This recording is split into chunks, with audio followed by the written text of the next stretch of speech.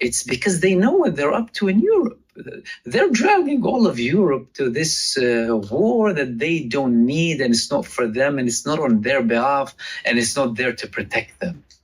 They've been only using NATO as their expansionist project for global hegemony and a tool to take down Russia as a country, not to protect the Ukrainian people, not to do anything. Otherwise, if you genuinely cared about the Ukrainian people, there was a peace process going.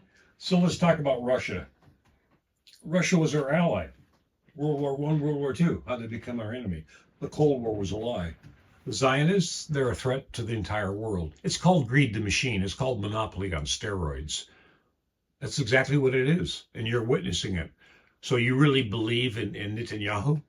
You believe in mass murders of people? How about if they come into the state of Oregon and they break it all up into apartheid zones and then they start killing the people? I mean, could do that all over. Let's just do it in America. Let's keep everybody in little boxes. Anyways, the truth is out, folks, and it's election time. So what are you going to do? You're going to vote for the monopolar duopoly government of the United States of America, Republican, Democrat? Excuse me. I'm 72 years old, and they've never represented us. They've always represented the special interests. Now we see greed on steroids and our monopoly on steroids, and we have mega corporations owning about 8% of the United States. So, yeah, this is some type of dystopian dream, but it's reality. It's what we're sitting in right now. So do me a favor. Take your left brain out, your right brain out.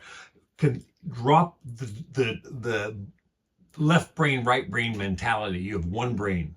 Good. You got that? Republican Party, Democratic Party doesn't exist. Throw that away. Don't focus on it. Focus on the message of what they're saying. Don't focus on your party. Focus on the message of the people that are running to be president. Focus on their message. Don't think political. Listen to what they're saying. Now, when you do that, you're going to cut through all the filterization, all the programming that you've been through, and you'll bump into another candidate named Jill Stein and listen to what she's saying. Then you have a harmonic convergence. There's a resonance. You go, wow, that makes sense. But I can't vote for her because, she won't win. It's impossible for her to win.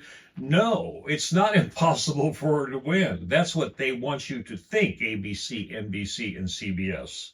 They want you to think that bullshit. The central bullshit system. CBS. Who was CBS? CBS was DuPont. Long time ago. And DuPont Nemours, the French subsidiary, was the one that built the reactor to build plutonium for the Cold War race, for people to build bombs. But there was no Cold War race because the Russians and the United States were allies fighting the Nazis. So we were all trying to build the bomb. So the reactor that built the first plutonium was Hanford. Yes. And it produced the plutonium in the B reactor. And 2 years later, that was built by DuPont. 2 years later, DuPont Nemours, the French subsidiary, made the Russian reactor. They built the Russian reactor. So we've been allies. So your whole storyline is a lie. So listen to what he is saying because it's the truth. We have a chance to break away from all the wars, trillions of dollars being spent overseas, not being spent in the United States of America. If we said we don't need a military-industrial complex anymore, they'd probably drop a nuclear bomb and they'd be in their bunkers to clean all the people away. But if they knew that they could even control more and make more money that doesn't exist, more credits, maybe they'll get past, and then they'll sit down and shut up. So a global economy not based on war actually is much more profitable for those who own almost everything. Between Putin and Ukraine, we almost had a ceasefire. Hungary reportedly mediated alongside other countries. The only difference was that the Ukrainian government or figures in the Ukrainian government were talking about long-term ceasefire, whereas Putin was talking about an all-out peace where they settle everything down. And then you add this invasion, these invasions in Russia, and this recent massive escalation. So all of what's happening is not detached from the United States. The US is knowing and is realizing that the collapse of this empire that controls the whole world and treats people as economic tools, as you're less valuable than money to them in many cases, to the administration. And they're realizing that this is changing. They're realizing that the global institutions that they created post-World War II are being ridiculed now. I mean, we've had a genocide and an infanticide for a year now.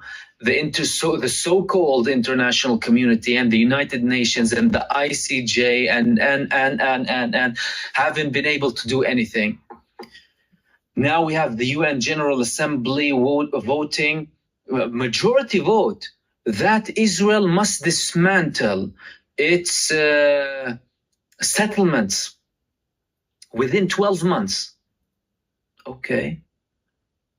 And so long as the American billions are going, who cares? Boo-hoo, continue talking. There is no implementation, there is no enforcement.